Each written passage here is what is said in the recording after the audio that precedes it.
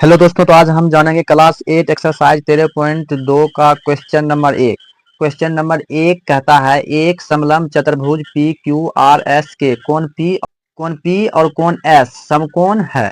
इसकी भुजाओं की माप चित्र में दर्शाई गई है। समलंब चतुर्भुज का क्षेत्रफल ज्ञात कीजिए। समलंब चतुर्भुज का क्षेत्रफल सबसे पहले होता है क्या, 1/2 गुना ऊंचाई गुना समांतर भुजाओं का योग। तो हमारे को ऊंचाई चाहिए और समांतर भुजाओं का योग चाहिए। फिगर दिया गया है, फिगर हमें दिया गया है। सबसे पहले हम लिख लेते हैं समलंब चतुर्भुज का क्षेत्रफल, ताकि हमें आसानी हो पता करने में सब कुछ। समलंब चतुर्भुज का क्षेत्रफल 1/2 गुना ऊंचाई गुना समांतर भुजा का योग, ये फॉर्मूला होता है। तो समलंब चतुर्भुज का क्षेत्रफल 1/2 गुना ऊंचाई गुना समांतर भुजाओं का योग।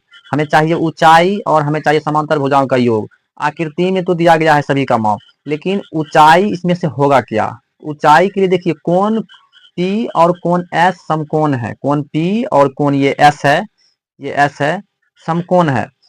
तो समकोण होने का मतलब ये हुआ कि ये लाइन जो है पी एस पूरी खड़ी लाइन है, पूरी ये खड़ी लाइन है। तो जो खड़ी लाइन सीधी लाइन खड़ी लाइन होती है वही मेरा ऊंचाई कहलाता है।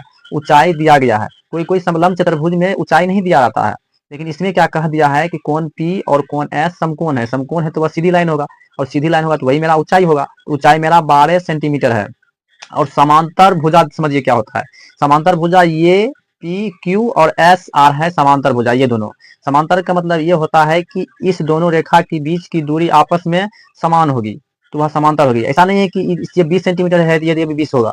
समांतर का मतलब ये होता है कि दोनों रेखाओं के बीच की दूरी हर जगह समान होगी, तो वो समांतर रेखा कहलाती है। और समान और समांतर में अंतर है। समान का मतलब होता है कि यदि कोई रेखा 10 सेंटीमीटर है वह 10 सेंटीमीटर होगा, यदि कोई रेखा 5 सेंटीमीटर है तो 5 सेंटीमीटर होगा। समांतर का मतलब ये होता है कि दोनों रेखाओं के बीच की दूरी समान होगी। जैसे में रेल की पटरी के दोनों के बीच की दूरी कहीं भी मापेंगे तो समान आएगा। तो वह दोनों यदि रेल की पटरी को रेखा मानते हैं दोनों को, तो दोनों रेखा आपस में समांतर होगी, तो वही वह समांतर भुजा का योग। तो समांतर भुजा का योग दिया, समांतर भुजा दिया गया है 20 सेंटीमीटर और 25 सेंटीमीटर। तो हम फॉर्मूला पर बैठाएंगे और मेरा आंसर निकल जाएगा।